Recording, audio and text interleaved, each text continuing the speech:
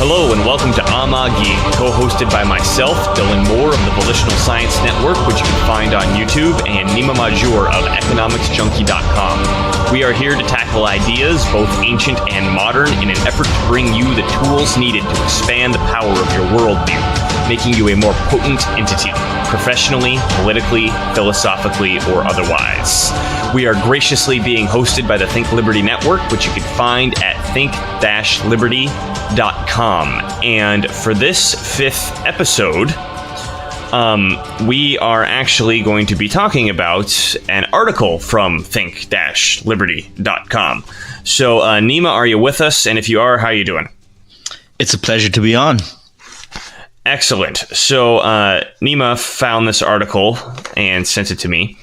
Apparently, we have been stirring up a little bit of dust on the Think Liberty Network, and we have a rebuttal to the episodes that we've been doing on modern money theory. So I figured we could have a little more maybe relaxing episode, and we could just go through this article and see what points that the guy brings up, and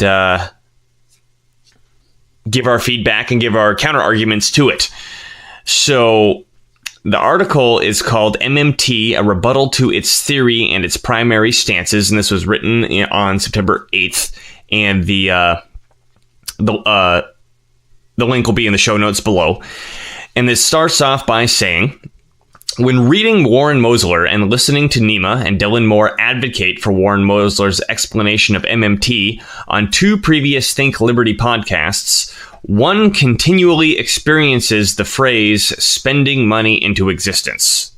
This expression fundamentally disturbs my understanding of economics, and in exploring the term and its implication, and after due consideration, I wonder if we can either correct the language being used or restrict the referencing of MMT to fiat forms of money. So, Nima, my first question here is, what exactly is the thesis of this article based off this paragraph? Based on that, it seems like he wants to suggest a different word for the concept that we're describing, where we use the word spending. That seems to be the primary, most important thing that he's concerned with. And I also want to point this out. While we're going to be discussing this within the realm of MMT, I also kind of want to take the opportunity to practice how one reads an article and critically understands an article. And one of the things that I want to point out here is this guy wrote, "This expression fundamentally disturbs my understanding of economics."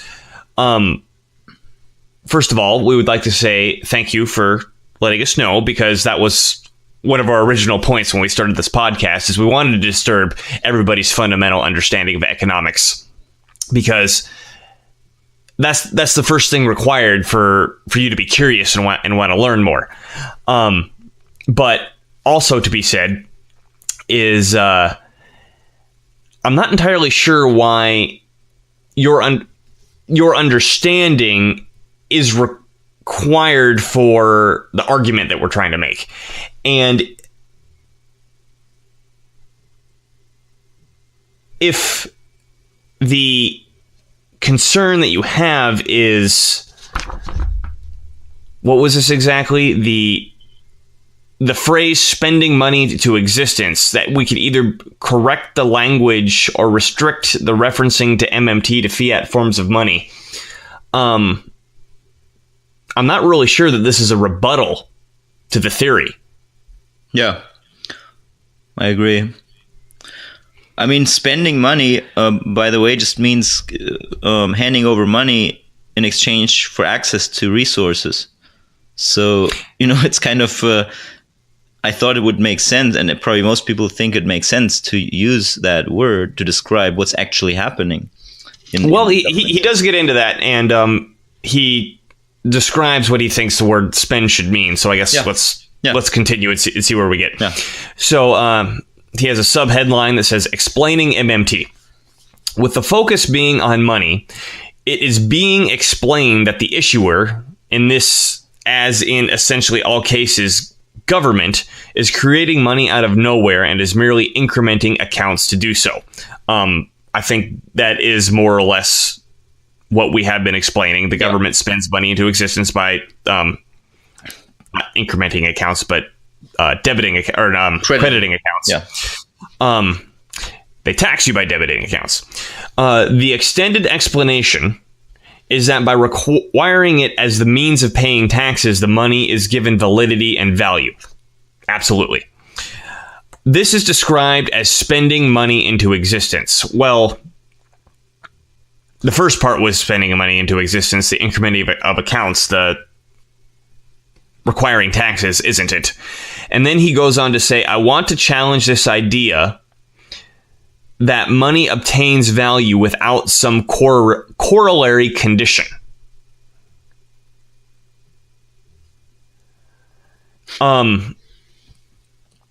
Corollary being some sort of cause and effect being in play. And I guess I'm kind of confused here because I believe the corollary condition, which we described and he just described of us describing, is that money gains value by being taxed. Yeah. So we do have a corollary condition, which is the taxation. But let's continue. An economy must pre-exist a state. This must be true because how would the state's agents and officers forego the cost of essential survival to create the money? I think I get what he's getting at here. And I think this is worth unpacking a little bit. So, as we've described, I think mostly in the first episode, we went over the history of money, particularly pulling from the ideas from David Graeber's book, Debt, the First 5,000 Years. And one of the big things that we spoke about was that actually the state pre-exists an economy. Or I guess more specifically, the state pre-exists a market. Yeah. And so he goes on to say, an economy must pre-exist a state because this must be true. How else would the state's agents and officers forego the cost of essential survival to create the money? I think he just meant money in general. So I think what he's saying is that people had to be trading and creating goods and services before money could be spent into existence to buy them. Yeah.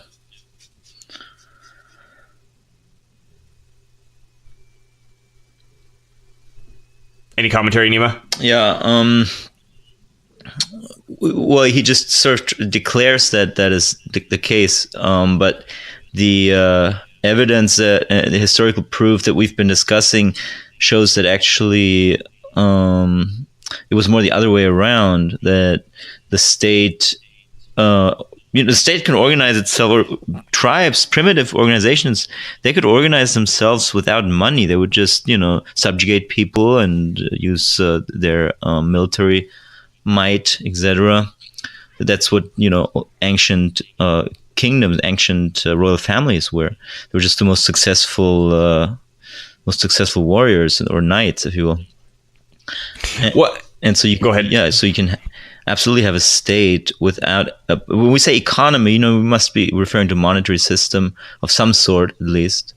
Now, there's even, in Graeber, we haven't actually discussed this much, but we don't really ultimately know where the money exactly came from. We just know that, so and so many thousands of years ago, it was a state that issued it first. But actually, I believe in Graeber's Debt, the first 5,000 years, he also goes into how the origin of money wasn't actually a market, but rather, or an economy, but rather a kind of system where, if you have a tribal economy in one family, someone kills someone in another family, normally it would just lead to blood feuds and ongoing wars that would never end. So then the chiefs would just say, okay, so we put in place a system where you can redeem yourself, or you can recompense the victim's family. and I believe it was called Wehrgeld or something like that. And so you could even say that money predates the economy, according to some research. It's kind of it's not necessarily, it's bizarre. Yeah, it's not necessarily axiomatic that an economy pre-existed a state. If by economy I mean some sort of system of monetary exchange, or I would say that's probably what it is. Yeah, some monetary exchange system. And if we look carefully at the word state, he's not clear exactly what he means by it, but I think I'll take what he means by it and say that states are kind of a modern situation. States require a lot of people and large militaries and a whole bunch of order followers to enforce state regulations, coming down from the whatever the ruling class is. Originally, we were organized in tribes, and I don't think a tribe quite fits the description of a state. And I think I see vaguely where he's getting at, which is to say, goods and services, and by goods and services, I mean, let's just say some basic foodstuffs or some basic shelter or some basic tools, had to exist before someone was able to plunder them, essentially. Even if that plunder was in the form of, I'm going to create money, then tax it, in which case you're gonna bring it to me because you need my money in order to pay the tax. And I think, like you just said, Nima, it's unclear if we go far enough back into history, what's the chicken and what's the egg. But also, it doesn't really matter. The good thing is, it doesn't really matter for the understanding of our existing system. What the ultimate solution to the chicken and egg problem is. Right. Well, and then I think also, if we go back far enough, because a tribal society, it's not like it existed predicated on the idea of free exchange. Like we're just trading stuff with each other because we see each other as equals. It was more a top to down pecking order where the person on top got to decide what the person below them got to do with their stuff, right, and what they were going to do with their labor. So, I mean, if we expand the concept of state to the monopoly on violence and kind of zoom that down into a microcosm, I could see how you can call a tribe a state, but it's certainly not a monetary system. Yes, I agree. It's certainly not a monetary system, but it's also certainly not a system where people are freely trading with each other either. Right. So let's continue here. So he says the first role of the state is typically to provide its jurisdiction with the security necessary for private economic actors to continue sustaining economic activity. I actually totally disagree with this. The first role of the state is to provide for its soldiers. Well, yeah, but the soldiers, isn't that what he means by security? He says it's typically to provide its jurisdiction with the security necessary to continue sustaining economic activity. Mm-hmm. So for him, the primary goal is sustaining economic activity. Well, okay, but according to whom? He just says the first role of the state. According to whom? According to him? Okay, then that's his opinion. Yep. But what's his point, I guess, is the bigger question. Well, let's go on. To be able to focus on that I'm guessing is what he previously just said.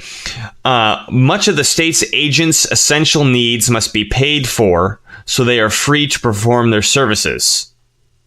This is an expression of the division of labor and a specialization of skills. I'm not entirely sure what he's getting at here.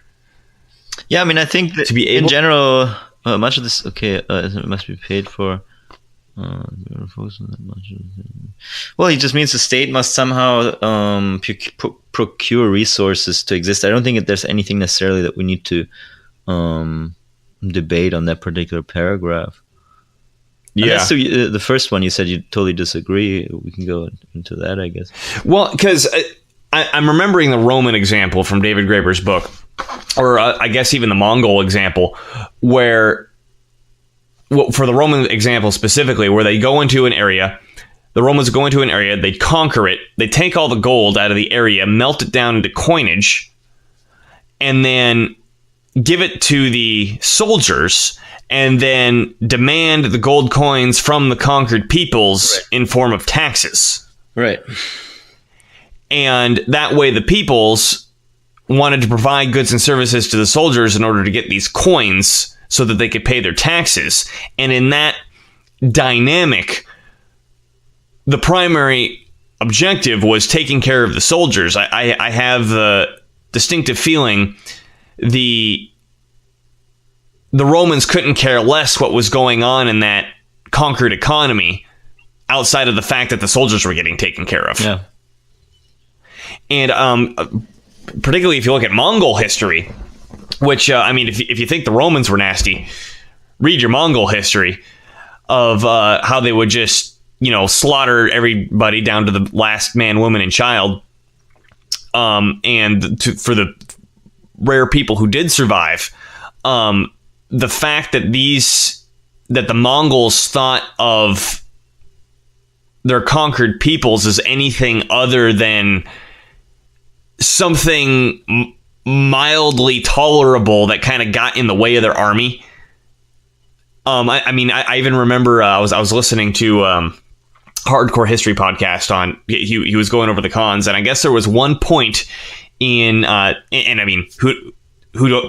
the end, who knows how accurate this is, but this is how the story goes, that after Genghis Khan conquered all of China, he was wondering what to do with all these conquered Chinese peoples, and his warlords came to him and they said, you know what, all these people are in the way, they're turning what would be perfectly good grasslands for our horses into these useless farms, and they're feeding themselves.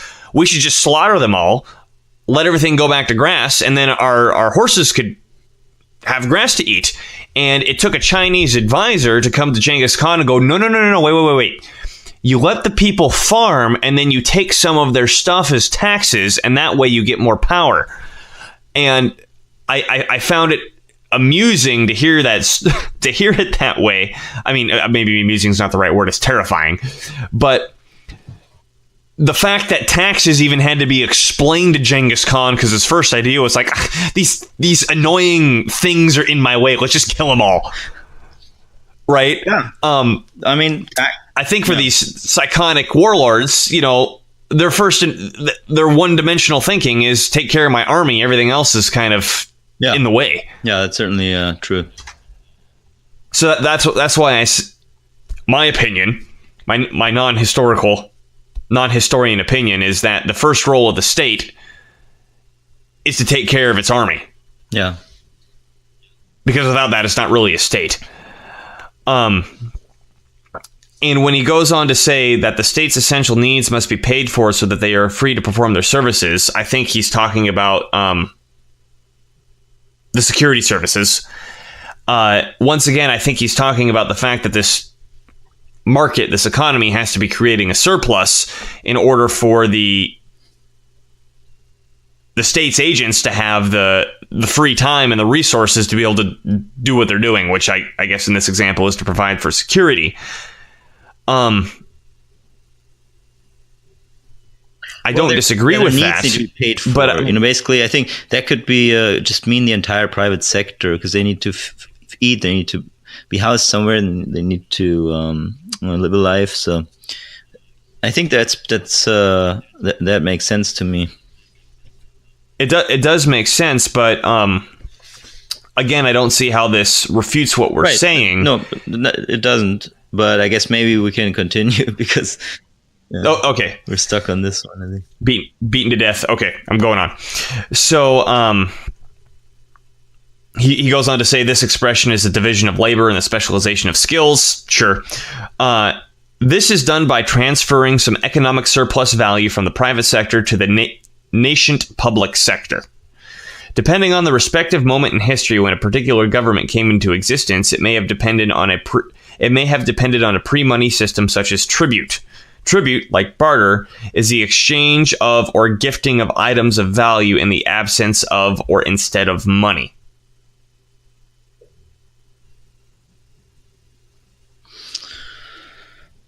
Yeah.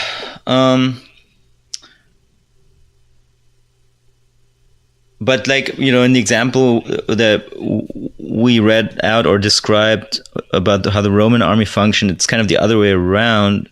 The army creates the private sector so that it can be supplied by it. So it's not like initially there's some surplus in the private sector that then gets transferred into the public sector.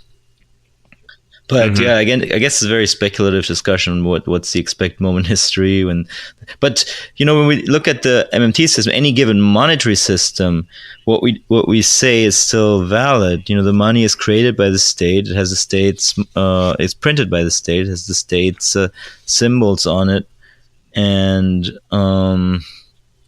so the government has to spend that money into existence first, and by doing that, it creates a private sector. Right. Because there isn't really any differentiation between the two until that happens. Yeah. I mean, at least not outside the monetary system. At least not in the sense of the monetary system. Yeah, if we're talking about how the money's used. Yeah, and the monetary system is very important in this economy, obviously. So that's the system we're talking about. Maybe there's some small tribal system of some kind, but we're talking about an economic system, a monetary system specifically.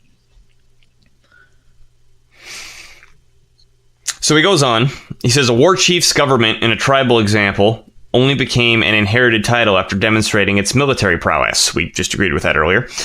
Over generations, this fact might be subsumed by a tradition crediting the office to a god, but at its inception, the role had to be earned either by a service or by conquest, and most likely a blending of these activities. Sure. This office is to be understood, like all economic entities, as a consumer of value from the surplus work of the community. Again, I agree, but this doesn't explain anything about the dynamic between the two. Yeah. So then he goes on to say there is no he says there is no creditable special dispensation from economic reality for an issuer of money, as seems to be posited in the explanation of MMT Holy Word Salad Batman. Let me say that again. So there is no creditable special dispensation from economic reality. So I think this is his way of saying there's no good explanation that an issuer of money... What? I'm not sure if this is a grammatically... what he's saying is completed sentence. That the issuer of money is not exempt from economic law. Oh. So that's certainly true. We're not saying that... It's self-axiomatic. Yeah, I mean, there have to be resources available to mobilize. So yeah, so there's obviously some economic reality that the issuer is subject to. However, factually, there's just different rules that apply to an issuer of money than they do to a user of money. That's just what we observe. It's not, us hypothesizing about it or whatever. An issuer of money can't run out of money by definition. An issuer of money can't, default on their debts. Can't default on their debts, and that's helpful to understand. It's helpful to understand how the money system works, because then I can make good investment decisions for myself. Then I don't need to worry when I hold treasury bonds and Peter Schiff tells me for the 30th time that they're going to crash. This week. I don't need to worry about that so much. So there's some real practical value in what we're trying to convey here.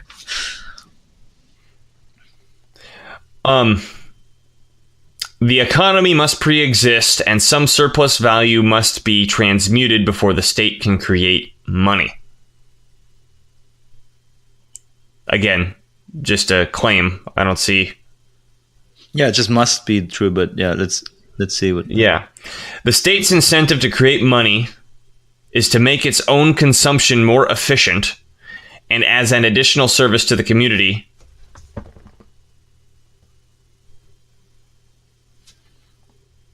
its jurisdiction as its production grows. I think he meant to type something else here. I think we'll leave that part out. It's fine. So the state's incentive to create money is to make its own consumption more efficient and as an additional service to the community. Sure. Yeah. Again, that doesn't contradict our cause and effect that we've described. yes, the state's incentive to create money is to make its own consumption more efficient. I mean, it's not. Yeah, totally agree. Not just. I mean, the accumulating a surplus is also something money enables, because through money prices you can charge prices that are above the wages paid, and so you can accumulate a surplus. There's several reasons why money exists. There's several beneficiaries of that system, but one of the things, obviously, the state can mobilize resources better, because to send an army somewhere and to be in charge of every single detail of how that army is supplied, how every axe is produced, how every horse is fed exactly, that's just not something that you want to deal with as a central planner. So you create a monetary system, you tax people, and then they need to work for that money, and then you can spend it. Well, I think on top of that, if you need to feed your horses and you need to sharpen your axes and you need to feed the troops and all this other stuff, if you're going to do that simply by going into an area and just plundering it directly, you're going to run out of stuff really quickly, and your chances of your plundered area revolting are also going to go up. But if you set up this money taxation system where it's not exactly clear where the plunder is, how the plundering is actually happening, of course it's going to be more efficient at getting the state resources, because the people aren't feeling so openly oppressed. Yeah. To accomplish this, the state must transfer some of that consumed tribute value into the stored value of money. Not entirely sure what that means. I think he's talking about backing it with something real.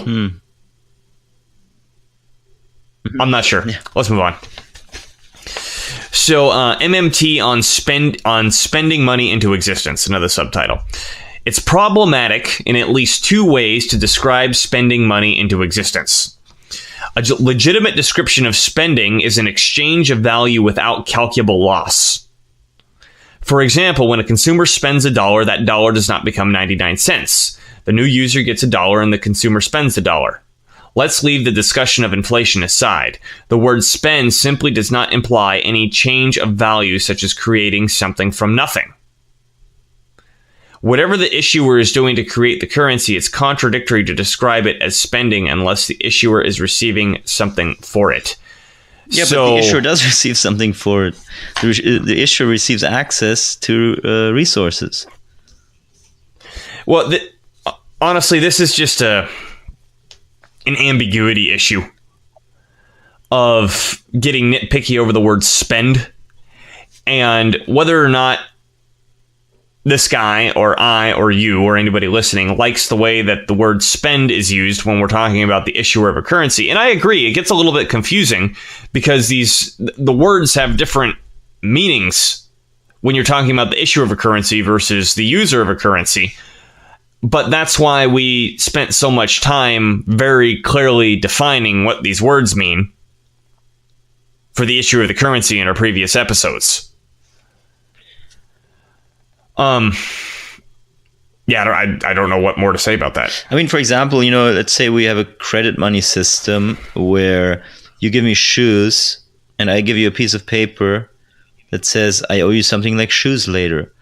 I would say in that case, I've spent the money. I've spent money on shoes. I've given you an IOU that I've spent on your shoes.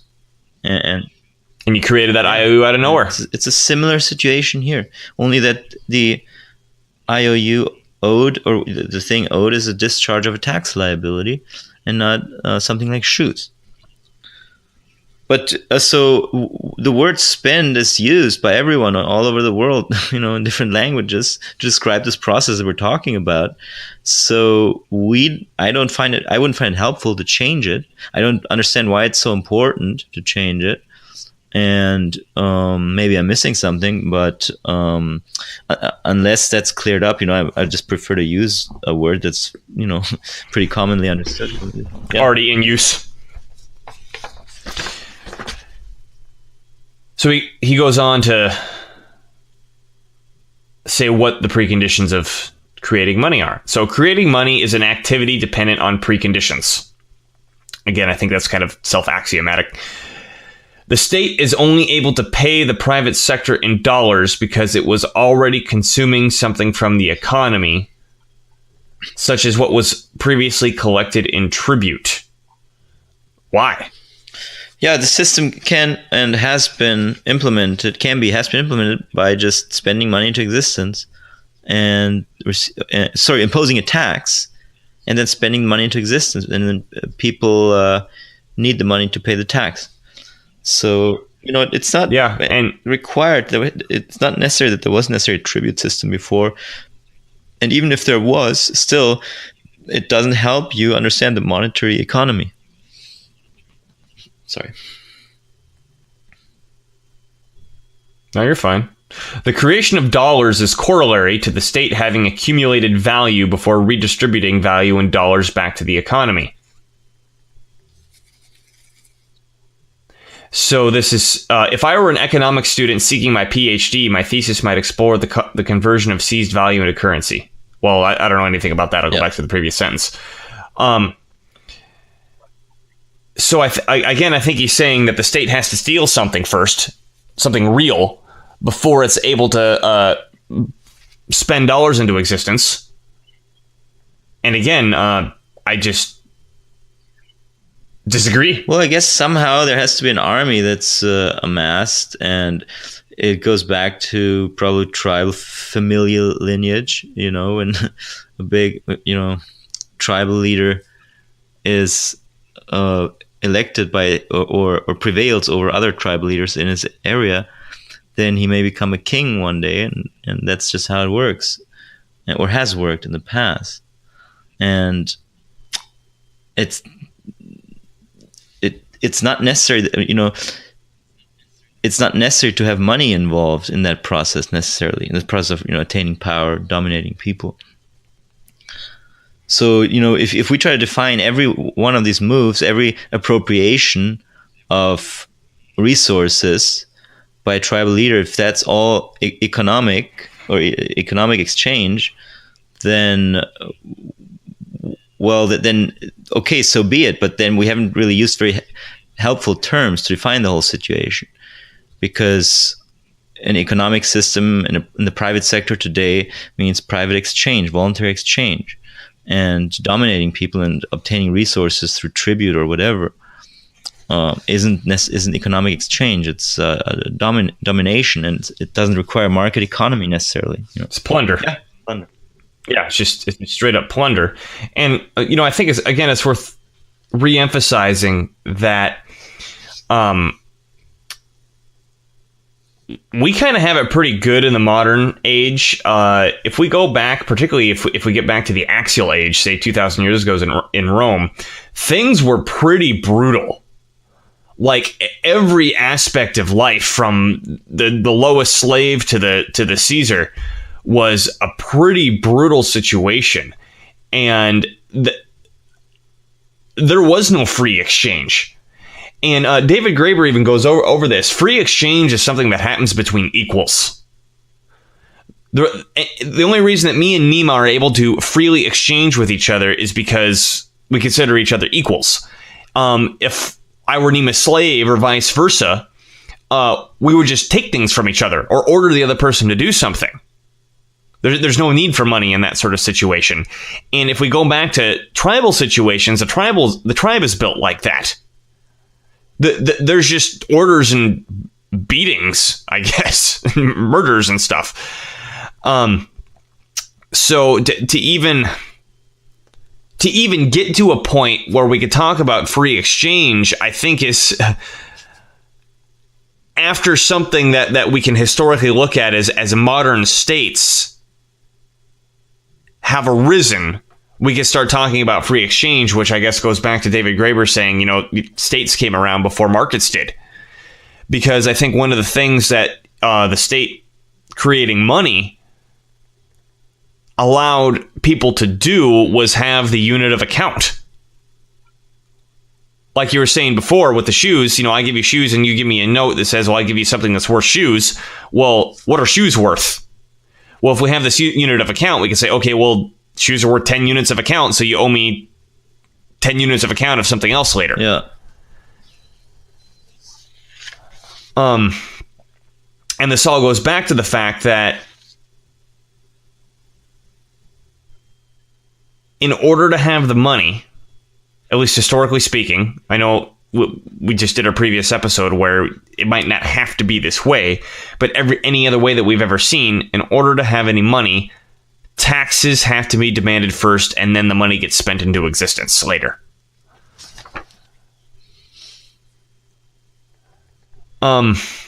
He goes on to say, I believe it requires a willful suspension of reasoning to deny that the creation of money is not corollary to accumulated value, even if it is in another form.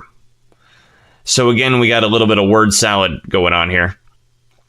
But I believe it requires a suspension of reasoning to deny that the creation of money is not corollary to accumulated value.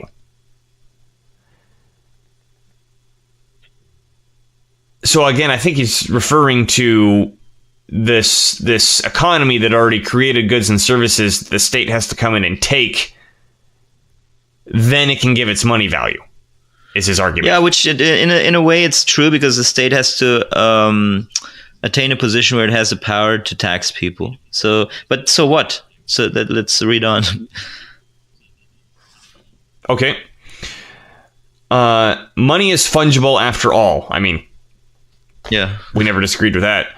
These conditions cannot be divorced and treated as silos. I'm guessing that's a typo, and I don't know what No, I think he means like what he was getting at. Separate silos. He actually meant silos, I don't know which what's means in they're the separate. silos. I'm not really clear on that, actually. Okay.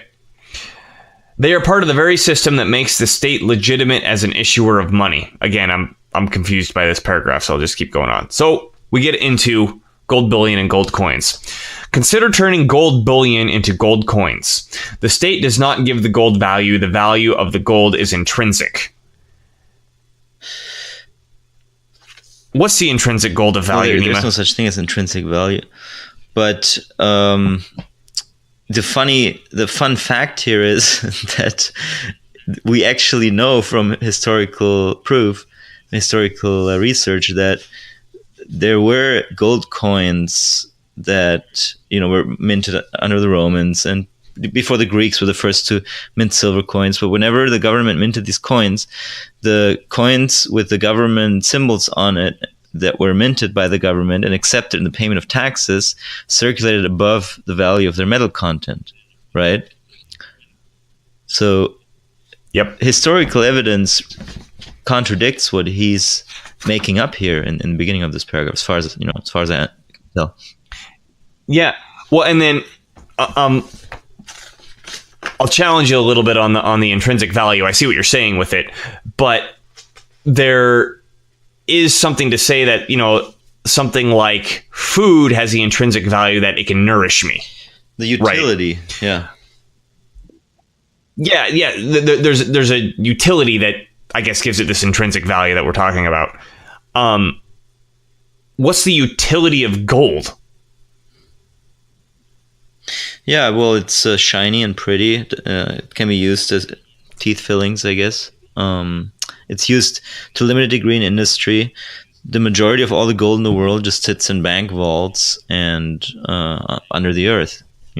People dig it up to bury it under the earth again, and it's a safe haven asset.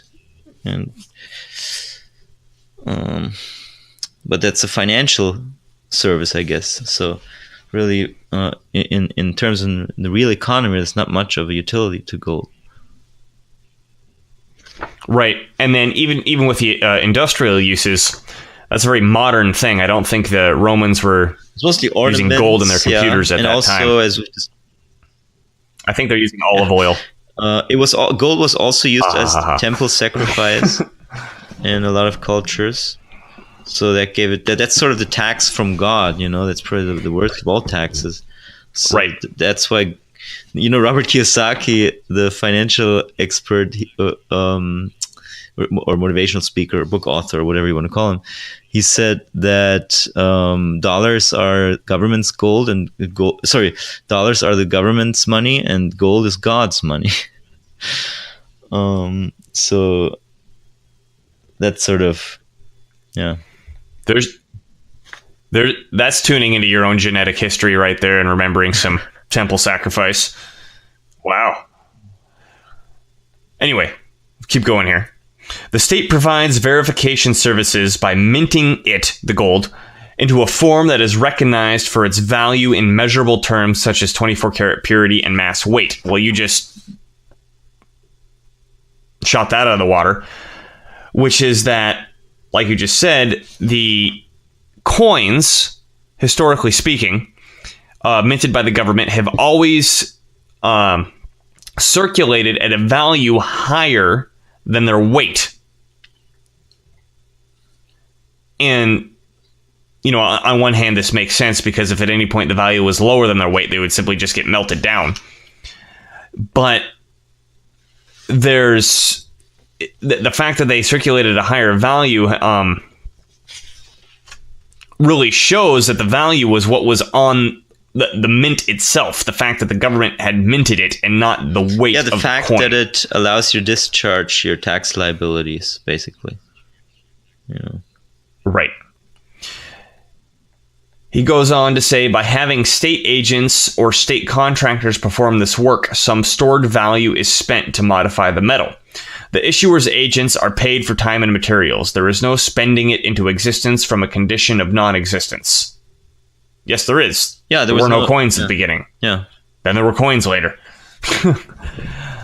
As with all products, work was employed to change a material and give it new utility. Why should this be different for fiat money?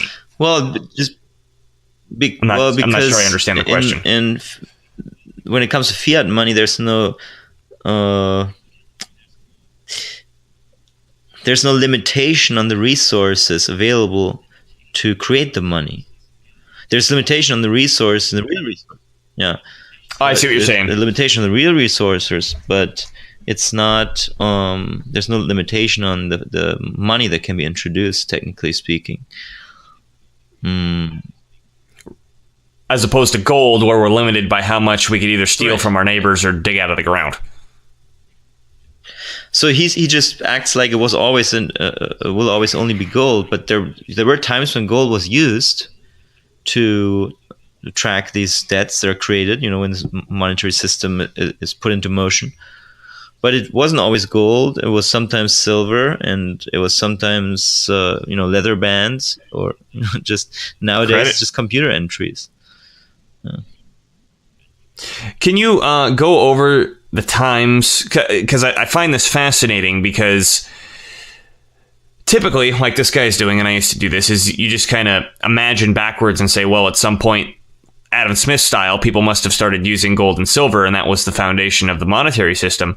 But there's some very specific dates which gold and silver, particularly coins, started being used as money, and it's quite a bit after, at least the written evidence we have, that money started existing. We have the early agrarian empires, the age of the early agrarian empires, which was a credit money system, which I believe started something like 3500 BC and went till like 700 BC.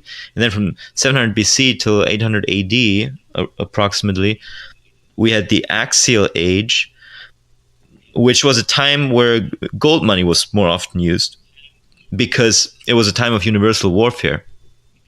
And during universal warfare, all trust breaks down.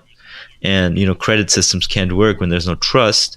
And the utility that gold provides in this scenario is that it can be stolen. David Graeber writes about this, actually. So gold can be stolen and nobody's going to ask you where you got it. So, if state money systems break down, same with silver. If there's universal warfare, then gold is very popular. And then we had the medieval period, which was like, I think, 800 till 1400 AD, and that was again mostly credit money system. And then we had the age of the great capitalist empires, which went from 1400 AD approximately till 1972, and that was once again a system that was more dominated by gold. We had the international gold standard, etc.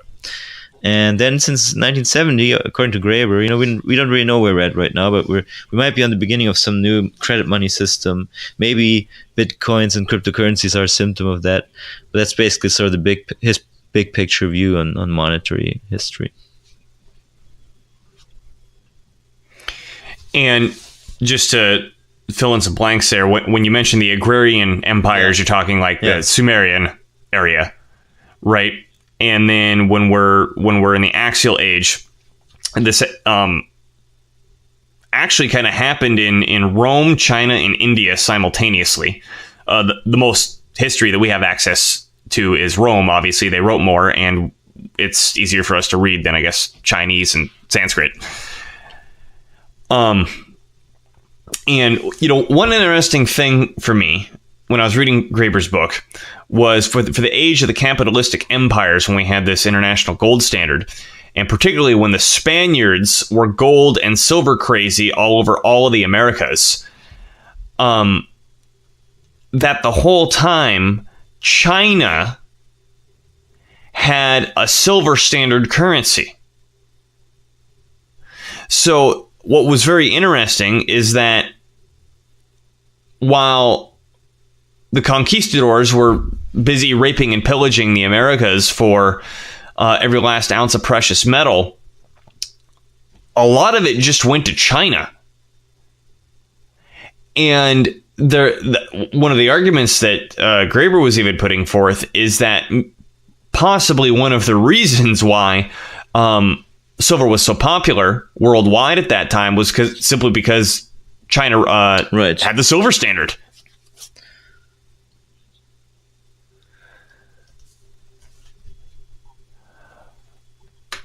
All right, going on. So he goes on to say, having proposed this contrary viewpoint of what's happening at the most fundamental economic level, I wish to reproach the argument that MMT is a theory of how all money is created. I don't think MMT is a theory of how all money is created.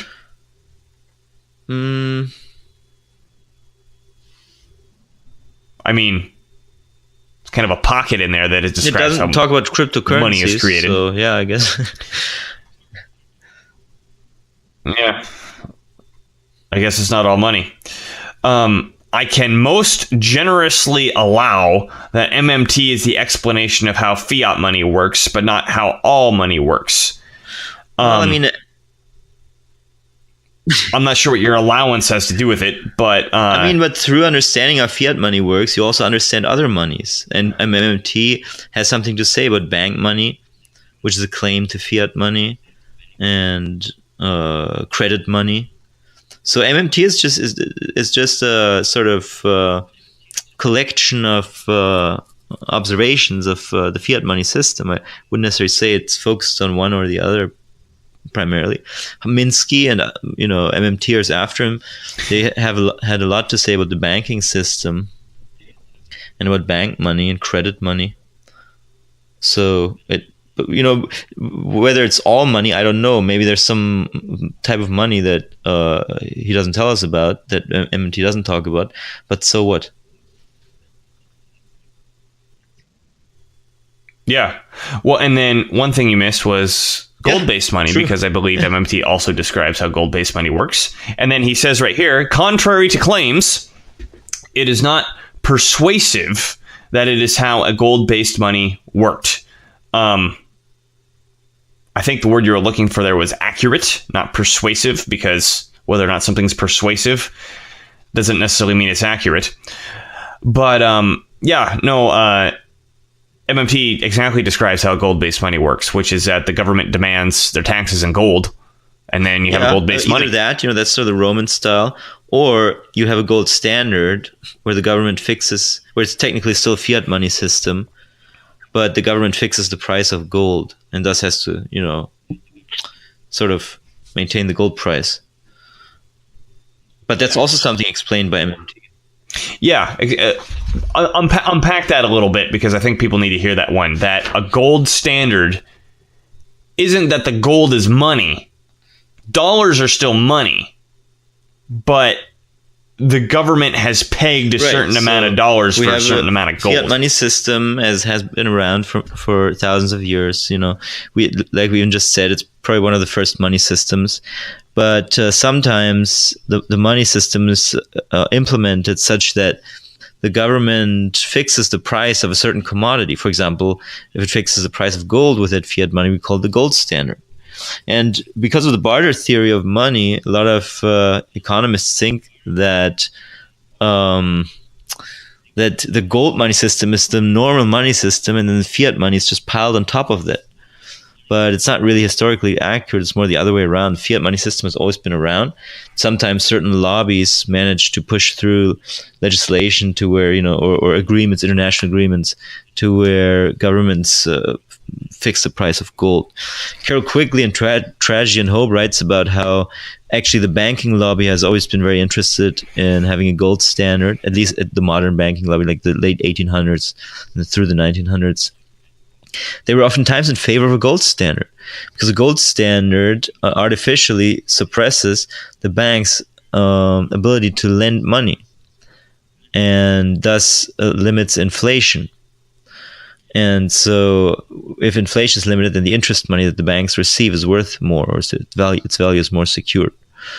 So that's why Carol Quigley suggests that banks were oftentimes in favor of the gold standard, or the banking lobby in general was in favor of the gold standard. And then also it would limit governments, of course. It would actually, that's more of a reason, it would limit the government's deficit spending, and thus people would have to go more to the banks to borrow money and be more dependent on the banks in general. Yeah. And then, of course, as we know from history, the only time it limits government spending is when it doesn't really matter. And the time that it should be limiting the government spending, which is when all the governments want to blow each other up, for example, World War I, yes, they just go off the gold standard. Which I believe really emphasizes the fact that it was just a political choice to begin with. Certain lobby, and sometimes the lobby succeeds, sometimes they don't.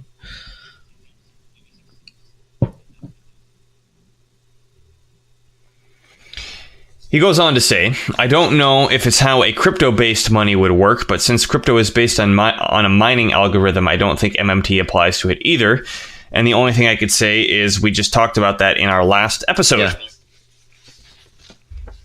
And Nima has a brilliant way of describing why MMT exactly describes because how crypto works. In fiat money, the government imposes a tax and then spends it into existence, and people need it to pay the tax.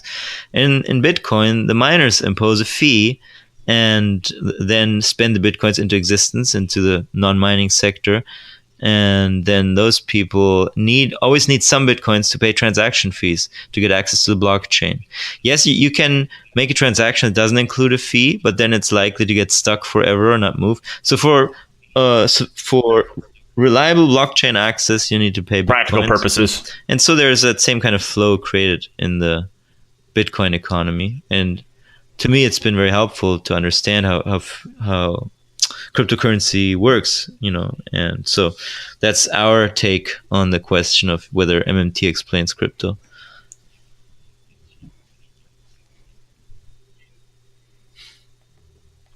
He continues, the advocates of MMT as a blanket theory of money, again, I feel like I'm having some words shoved in my mouth, seem to be mistaking correlation with causation. It seemed to be. What is it? He doesn't explain why. I want to talk about that when we're done with this article. Words like that. However, this is not a challenge to the actual monetary practices that Warren Mosler experienced and is describing. I do not contest these important lessons of how ignorant state policy contrives the amount of money in circulation. So I kind of just feel like I read a mainstream media article where they have like a spectacular headline and some weird stuff in the middle, and at the very bottom they have something that contradicts what they said in the headline.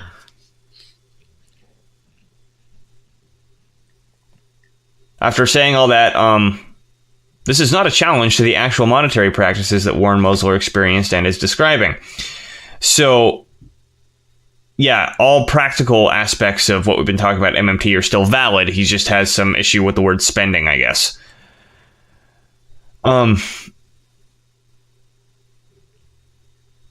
Let's see. He goes on to say, I'm pseudily horrified that the people that are given authority over the decision to create more dollars or to tax dollars out of existence are so completely ignorant of the consequences of their actions.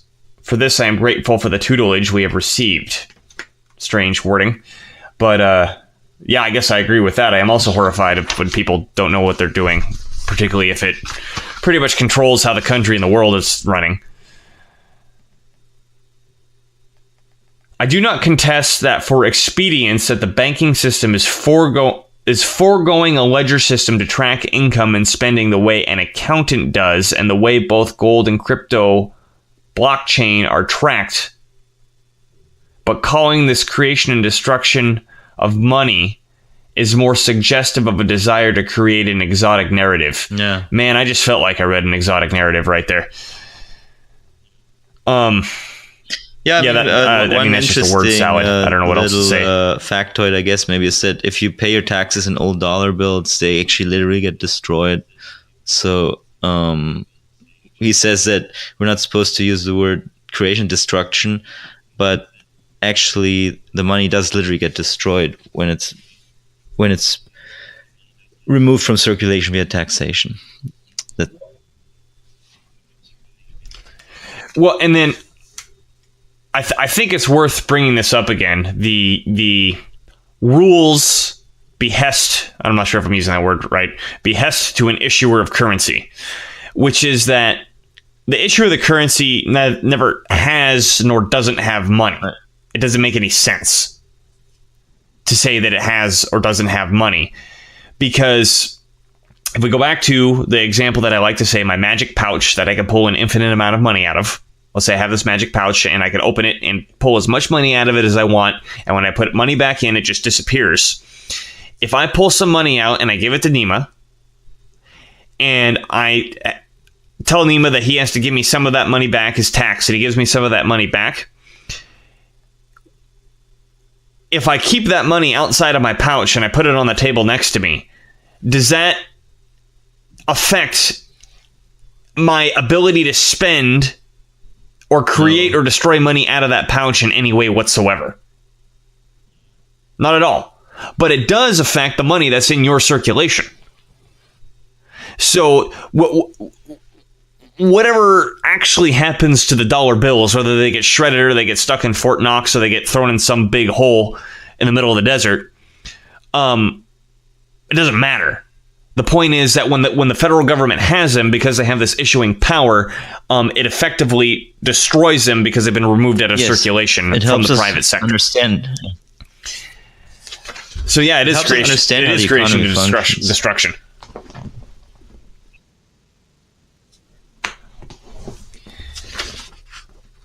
Absolutely.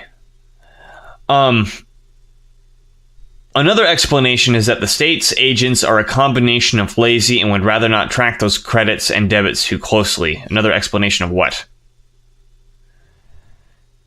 Furthermore, I do not contest that austerity is a bad idea when it is done without radical reduction in taxes, especially income taxes. Sure. So his conclusion, what MMT gets wrong. In summary, nothing I have read or learned has convinced me that fiat money is somehow more flexible than a gold or silver-based money. I didn't realize that your conviction was the burden of proof. And I didn't realize we were talking about the flexibility of money. In this article. Isn't it?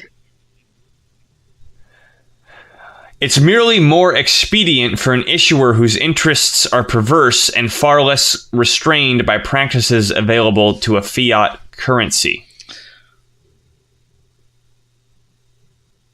Far less restrained by the practices available to a fiat currency. I think this is getting at an argument that in quotes, solid currency like a gold or silver standard would restrain the government from spending too much and expanding its own growth. But as we mentioned, because a gold and silver based money is simply a political decision in the same way fiat is,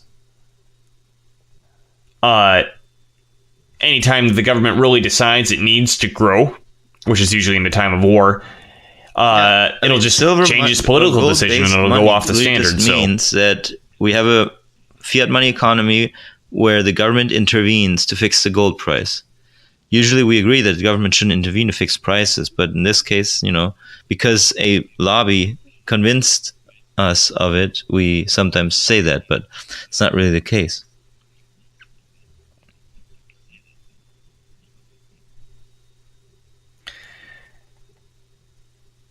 I disagree with the idea that this is something we should fix long term or stop challenging.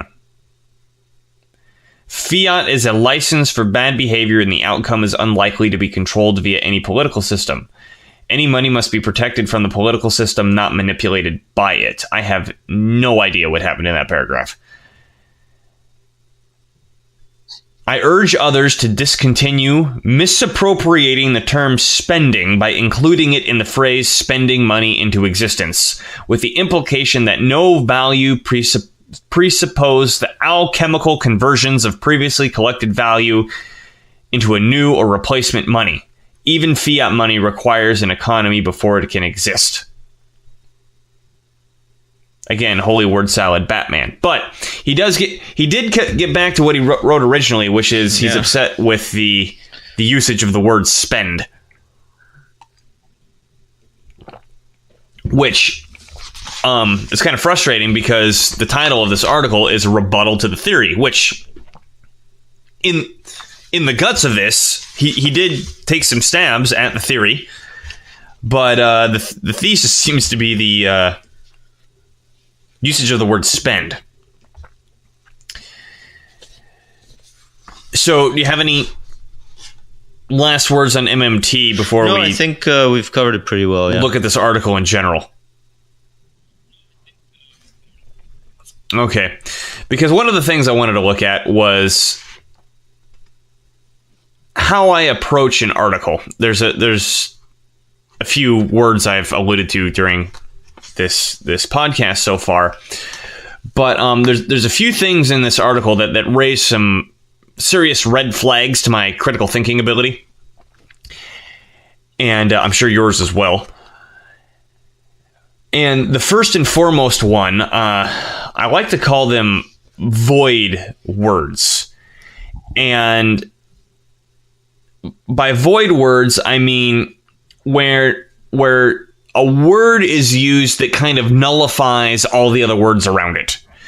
So even at the very beginning of this article, in his first paragraph, when he's talking about criticizing the phrase spending money into existence, he says, "This expression fundamentally disturbs my understanding of economics."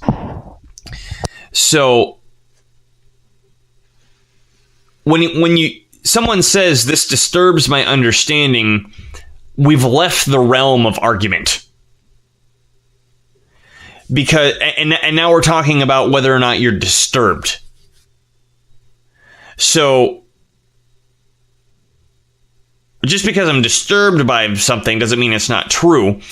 And this kind of creates a layer between the thing that we're actually talking about and the person's point. If the person's point is, okay, I disagree with what you're talking about, but if I say something like, well, I find what you're talking about to be disturbing to my understanding, what this allows a person to do is anytime you try to call them out on their criticism, they can fall back to the part where they never actually criticized you.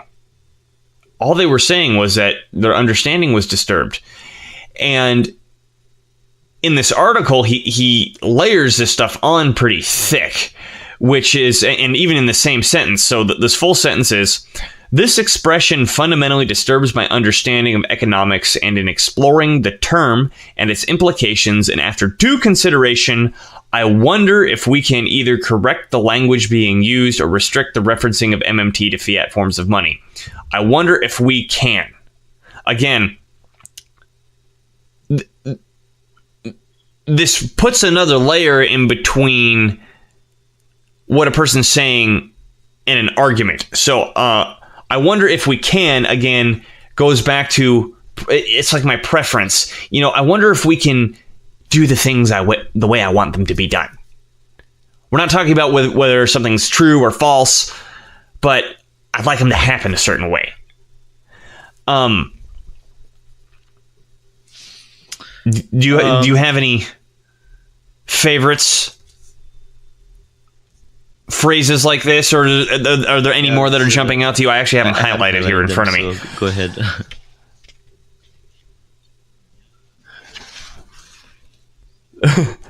Okay, so there was another example. Yeah, when we get further into it, and he says, okay, he's going at the word spend, where he makes the argument that the way we're using spend is incorrect because this is the actual definition of spend. He says the word spend simply does not imply any change of value, such as creating something from nothing. Well, again, imply is one of these words that a void word that puts a void in between what you're saying and the argument that's supposedly being made. Because whether or not it implies anything doesn't have anything to do with what we're talking about.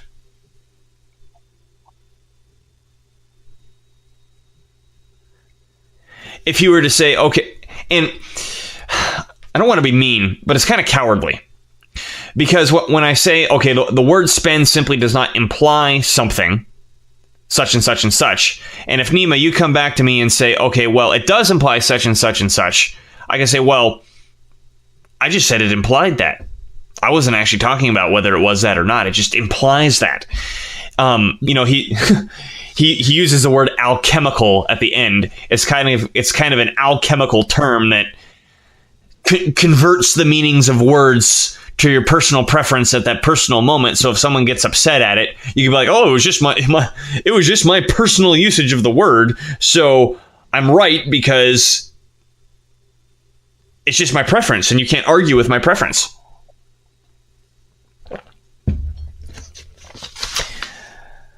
And in the end, we were just here.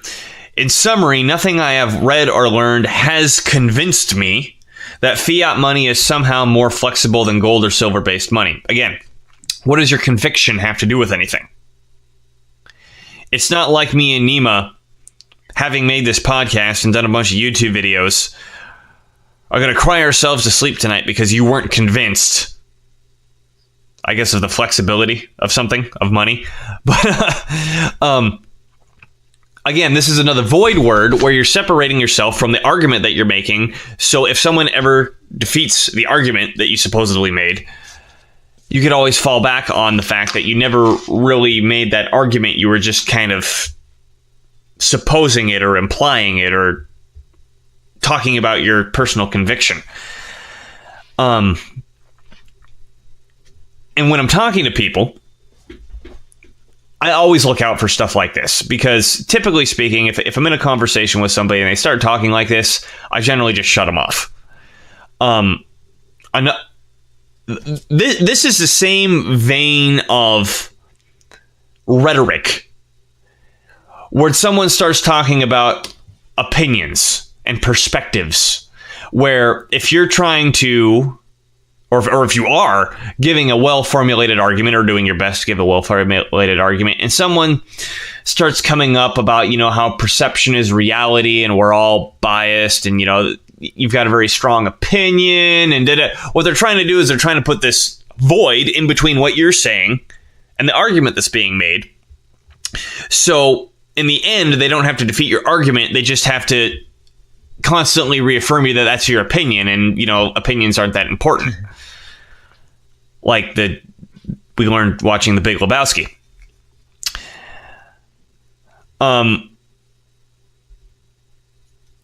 are there any phrases and terms that you look out for, Nima, in this vein that tip you off? The advocates of MMT as a blanket theory of money seem to be mistaking correlation with causation. But it would make more sense to just explain or point out where exactly the mistake is being made. Because if you just say it seems like it is, and it's just, you're leaving the door open to there not being anything, actually. It's just a waste of words, basically. Instead, I would always say, point out the incorrect statement and provide the evidence that proves it incorrect. Yeah.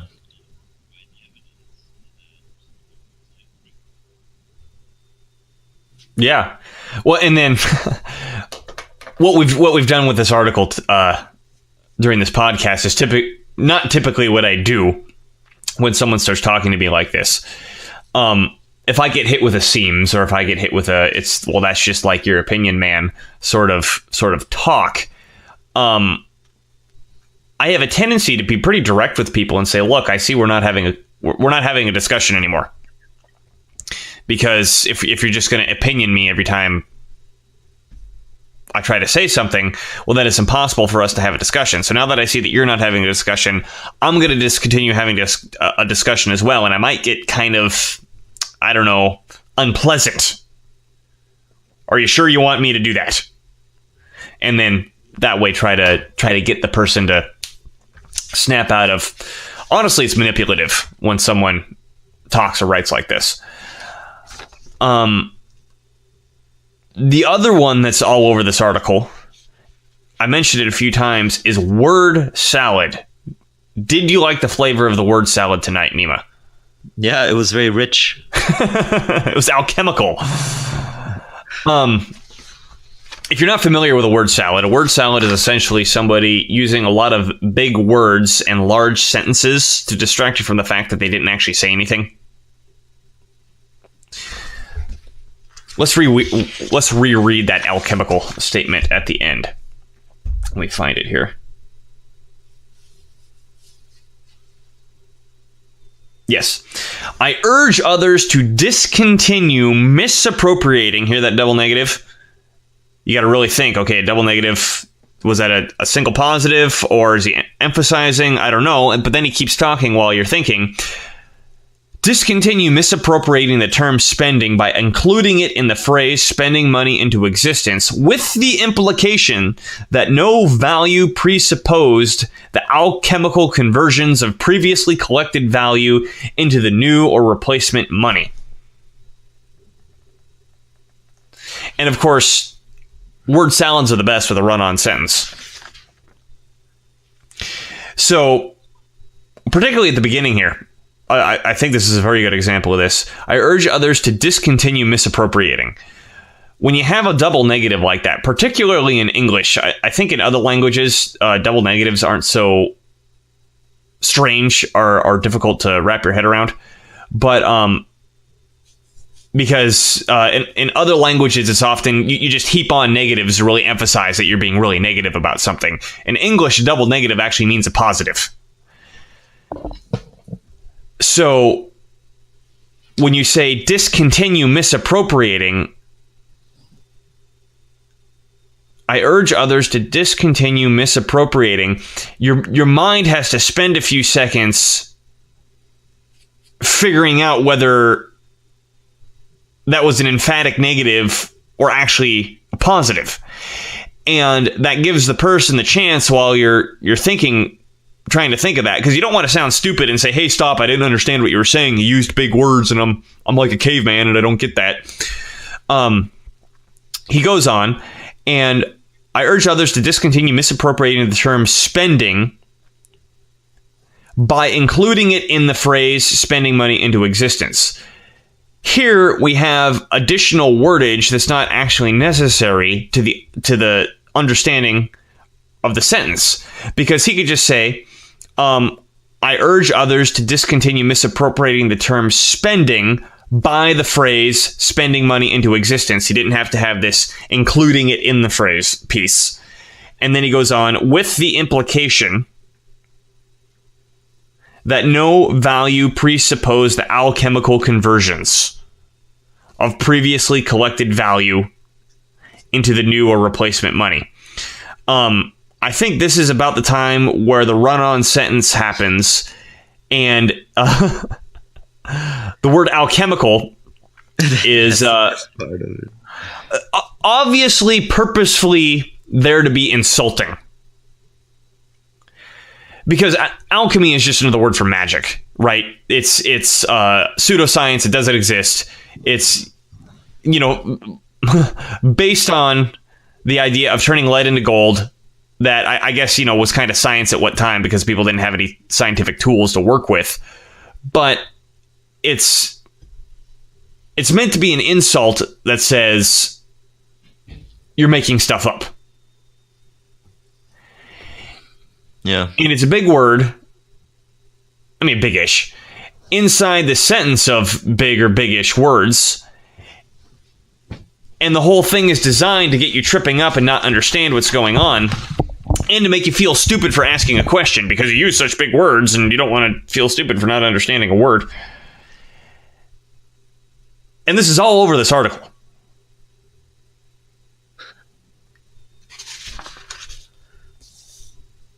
And word salad is one of the most frustrating things to work with when you get hit with this sort of thing.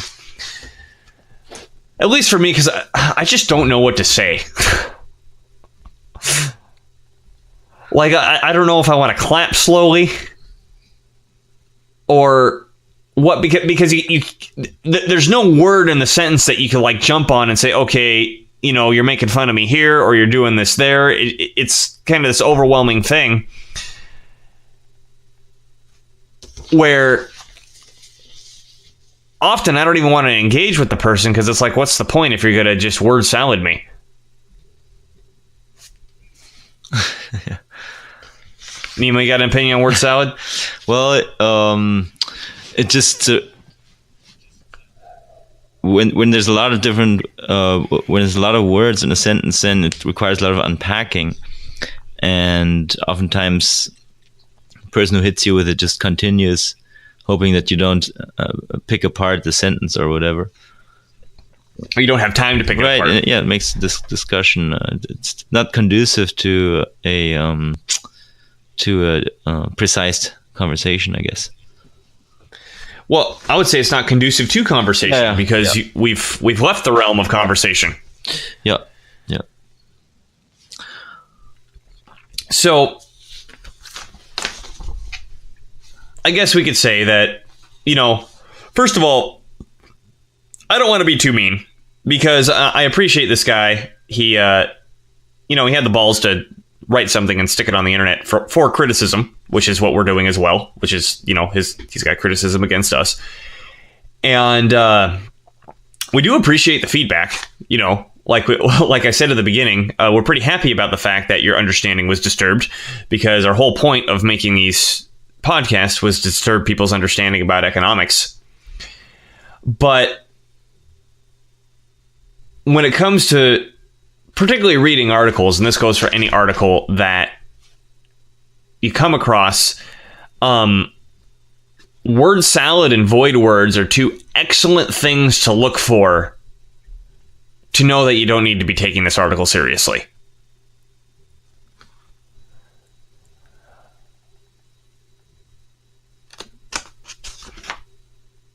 Nima, was there any other sophistry tactics that you saw in this article that really stood out to you? I only really noticed those two. Well, the straw man, where challenging the idea that money obtains value without some corollary condition, where, we never said that. Actually, we said there's a corollary condition. Those are just typical things to look out for. And I think that covers that pretty much. Okay, so that covers that. And with that, This is Dylan Moore with the Volitional Science Network, which you can find on YouTube, and Nima Mahjour of economicsjunkie.com. And we will be seeing you next week for another episode of Amagi. Thanks so much for tuning in.